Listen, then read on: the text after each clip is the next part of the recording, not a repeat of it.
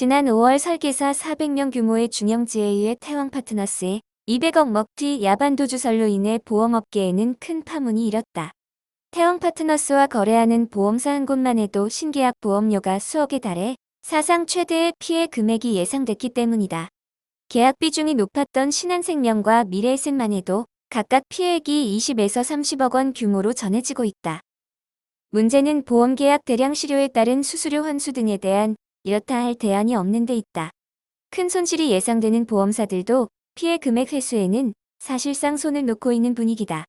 아직 태왕 파트너스를 상대로 한 보험사들의 소송 진행 등은 확인되지 않았다. 업계는 태왕 파트너스를 상대로 소송을 제기한다 해도 보험 사기나 불법 등의 명확한 논리와 증거를 찾기가 쉽지 않을 것으로 보고 있다. 결국 고객의 증언이 가장 확실한 방법이나 명의를 빌려준 고객들도 명예 대여나 대납 등의 증언을 하게 되면 보험 사기 공모자가 되기 때문에 이를 감수하고 증언할 일은 만무하다. 태왕 파트너스의 먹튀는 명의 대여 대납 계약이 대부분이라 고객에게 바로 손해로 드러나지 않는다. 때문에 보험사에서는 쉬쉬하는 분위기도 감지된다. 태왕 파트너스 계약건은 품질 보증 해지 요청도 없는 것으로 전해졌다. 고객에게 해지를 요청하고 해지 환급금을 취할 수도 있지만 이러한 행위 자체가 불법인 것을 고객들이 알게 된다면 더 큰 파장이 예상되기 때문이다. 현재 태왕 파트너스는 사무실만 남아있을 뿐 조직은 해산된 것으로 파악됐다. 그러나 우려되는 점은 태왕 파트너스 FP가 일부 다른 GA로 옮겨가는 것이다. 업계에 따르면 정보에 둔감하거나 본부 산하에 있는 작은 조직에서 문제를 일으킨 이들 FP를 받는 것으로 전해졌다. 일부 보험사들은 FP들을 개별적으로 추적하여 신계약을 못하게 하고 있다. 보험사들은 이번 태왕 파트너스의 먹튀를 계기로 재발 방지를 위한 자구책을 마련 중이다. 태왕 파트너스와 가장 많은 거래량을 보였던 신한생명은 3월까지만 해도 8천만 원 이상의 실적을 기록했다. 신한생명은 태왕 사태 이후 재발 방지를 위해 20여 명 규모의 GA 신계약 필터링 전담 조직을 신설했다. 특히 50만 원이 넘는 계약에 대해서는 건건히 매일 모니터링을 시행하고 과거 계약 유형을 분석해 불안전 계약 의심건에 대해 적정 심사를 재실시하고 있다. 또한 신계약 숙려 제도를 도입했다. 리스크를 보유한 FP 계약은 보험 계약자에게 상품 간편 설명서와 함께 계약을 다시 한번 확인할 수 있는 시간을 제공하고 확인 하루 후 보험료를 출금한다.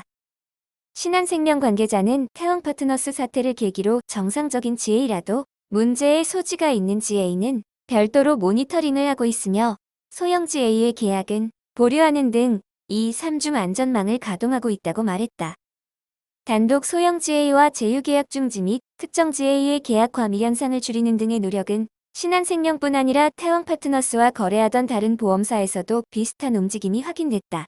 다만 태왕 파트너스 사태를 계기로 소형 GA의 입지는 더욱 좁아질 것으로 예상된다. 업계 한 관계자는 불량 GA의 경우 대부분 보험사에서 알고 있다며 GA 담당자나 책임자들은 사전에 이들과의 계약을 원천 차단의 위험을 스스로 초래하지 않아야 한다고 강조했다.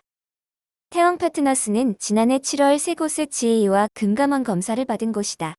이들 GA는 허위 계약과 특별 이익 제공 등 모집 질서 위반, 내부 감사 기능 및 자율시정 능력 부족 등 취약한 내부 통제, 시장 영향력을 이용해 보험사에 거액의 여행 경비를 요구하는 갑질 행위, 미흡한 개인 신용정보 관리 등 불건전성 부분 등을 지적받았다. 당시 같이 검사받은 리더스 금융 판매는 지난 22일 금감원 제재가 확정되어 과태료 31억 원 부과와 기관 제재로 생명보험 60일 영업정지를 받았다. 업계는 태왕 파트너스는 위법성이 더욱 큰 만큼 리더스 금융 판매보다 더 강한 제재가 뒤따를 것으로 보고 있다. 한편 태왕 파트너스는 현대라이프 출신 조모 씨가 대표를 맡고 있다. 조 대표는 GA를 설립하기 전 현대라이프에서 인큐센터장으로 근무했으며 산하 설계사의 차익거래 보험계약 파동으로 퇴사한 것으로 알려졌다. 당시 산하 설계사의 불안전 판매로 인한 수당 환수는 업계 내에서 공론화됐다. 태왕 파트너스는 서울, 대구, 부산, 울산 등의 11개 지점을 두고 있었으며 신한생명, 교보생명, 한화생명, 미래에셋 등 생명보험사 12개사와 메리츠화재, 삼성화재, 현대해상, DB손보 등 10개 손해보험사와 제휴하여 상품을 판매하고 있었다. 그중 신계약 실적이 많은 신한생명, 교보생명, 한화생명의 계약을 검사한 결과 공통으로 본인과 지인의 고객 정보를 활용해 고액 수수료 편취를 목적으로 허위 계약의 한 종류인 일명 작성 계약을 빈번하게 모집한 흔적이 발견됐다. 이는 유지율로 나타나는데 계약 체결 후 17에서 18차월이 경과 후 유지율이 급격히 떨어지는 특징을 보인다. 손해보험사도 마찬가지였다. 다만 대상 상품과 보험료 수준이 달랐다. 최대 20만 원까지 받게 인정하지 않는 손해보험사 상품 특성상 고액 상품은 적으나 높은 선지급 수수료를 지급하는 저가 건강보험을 주로 활용했다.